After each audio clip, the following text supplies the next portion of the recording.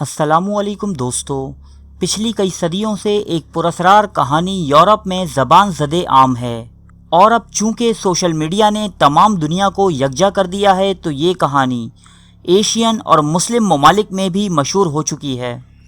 یہ کہانی ہے بلڈی میری کی۔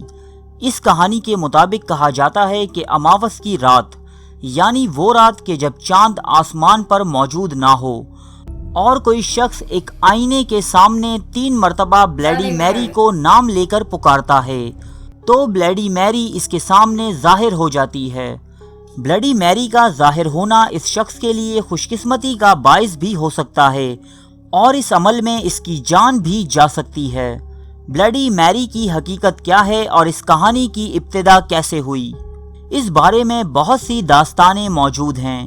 کوئی کہتا ہے کہ بلڈی میری انگلینڈ کے جنگلوں میں رہنے والی ایک ڈائن تھی جسے رنگے ہاتھوں پکڑ کر جلا دیا گیا تھا، جبکہ کوئی کہتا ہے کہ بلڈی میری ایک ملکہ تھی جو حسن و جوانی کے حصول کے لیے جوان لڑکیوں کے خون کی قربانی دیا کرتی۔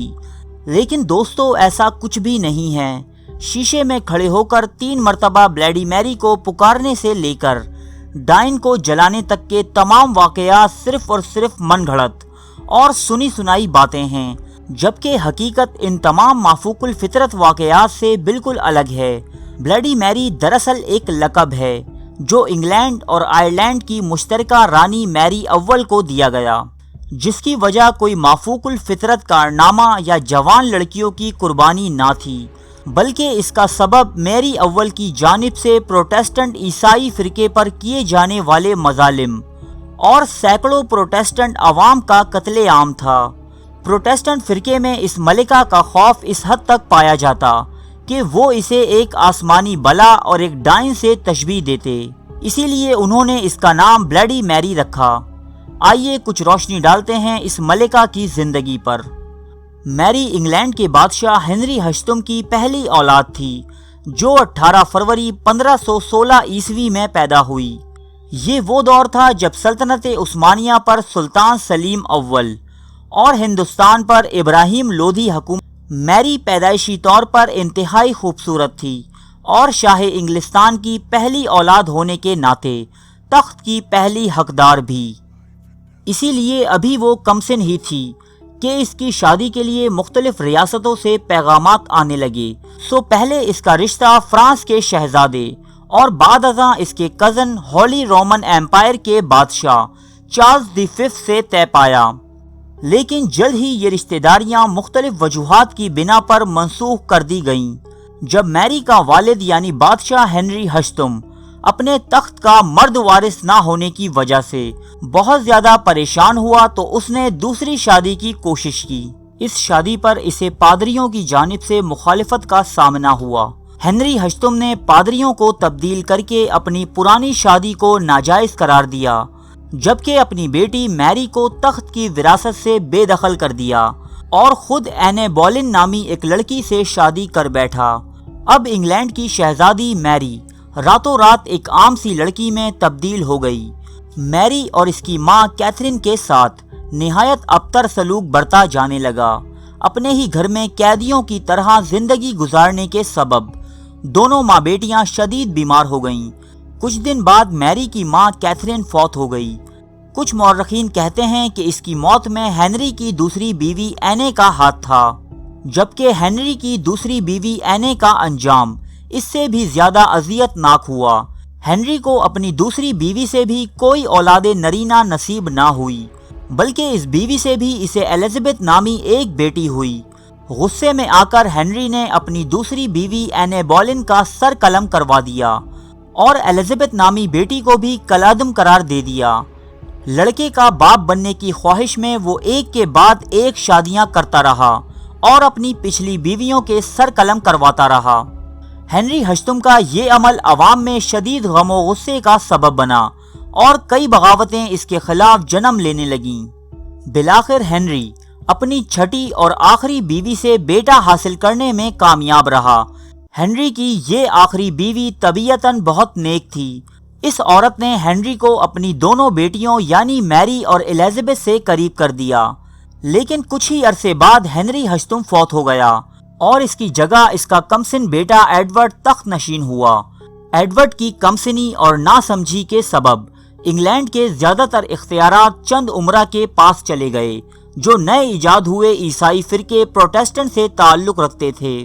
انہوں نے تمام انگلینڈ پر پروٹیسٹنٹ مذہب رائج کرنے کی کوششیں شروع کر دیں۔ اپنی مرضی کے پادری چرچوں میں لگائے گئے، اپنی لکھی کتابیں عام کی گئیں، جبکہ تمام ریاست میں پروٹیسٹنٹ طریقہ عبادت بھی رائج کر دیا گیا۔ اتنا ہی نہیں بلکہ میری اول سے بھی مطالبہ کیا گیا کہ وہ بھی کیتھولک فرقے کو چھوڑ کر پروٹیسٹنٹ فرقہ اختیار کر لے، جسے میری کی جانب سے رد کر دیا گیا۔ چند ہی دن بعد میری کا چھوٹا بھائی یعنی کنگ ایڈورڈ 15 سال کی عمر میں چل بسا۔ اس کے مرنے کے بعد پروٹیسٹنٹ انتظامیہ نے میری کی جگہ اس کی ایک کزن لیڈی جین گرے کو تخت نشین کر دیا، کیونکہ انہیں ڈر تھا کہ میری ان کے مقاصد کی راہ میں حائل ہو سکتی ہے۔ لیکن میری کی عوامی حمایت بڑھتی گئی اور وہ اس قابل ہو گئی کہ تخت پر قبضہ کر سکے، اور اس نے ایسا ہی کیا۔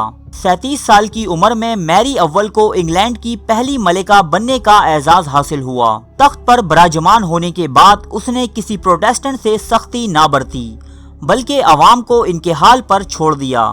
تخت کا وارث حاصل کرنے کی غرض سے میری نے خود سے 10 سال چھوٹے اسپین کے بادشاہ فلپ سے شادی رچائی، لیکن وارث حاصل کرنے کا مقصد پورا نہ ہو سکا، بلکہ کئی مرتبہ اسے فالس پریگننسیز ہوئیں۔ فالس پریگننسی ایک ایسی بیماری ہے جس میں لگتا ہے کہ عورت حاملہ ہے، لیکن در حقیقت ایسا نہیں ہوتا۔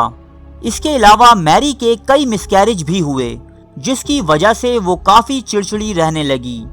اس صورتحال کا نچوڑ میری نے یہ نکالا کہ وہ خدا کے عذاب کا شکار ہے، جس کی وجہ یہ ہے کہ اس نے اپنی ریاست میں ہونے والی مذہبی بیرا روی کو قائم رکھا ہے۔ چنانچہ میری اول نے اپنے بھائی کے بنائے ہوئے تمام قانون کالعدم قرار دیے، چرچوں میں نافذ طریقہ عبادت کو تبدیل کر دیا، پروٹیسٹنٹ کتابوں پر پابندی عائد کر دی، پروٹیسٹنٹ عقائد کے حامیوں کو چن چن کر زندہ جلایا جانے لگا۔ جلائے جانے والے لوگوں میں انگلینڈ کے بڑے بڑے امراء اور لارڈز بھی شامل تھے۔ فرقہ واریت کے نام پر قتل و غارت گری کا یہ دور کئی سال چلنے کے بعد بالآخر 1558 عیسوی میں ختم ہوا، جب میری اول نے 42 سال کی عمر میں وفات پائی۔ پروٹیسٹنٹ فرقے پر کیے گئے مظالم کے سبب تاریخ دانوں نے میری اول کو بلیڈی میری یعنی خونی میری کا خطاب دیا۔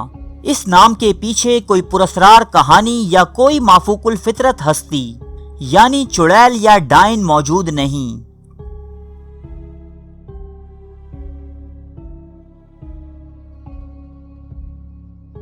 ارے فرینڈز، ایک منٹ، آپ ایسے ہی جا رہے ہیں؟ اتنی محنت سے ویڈیو بنائی ہے، ایک لائک تو بنتا ہے نا؟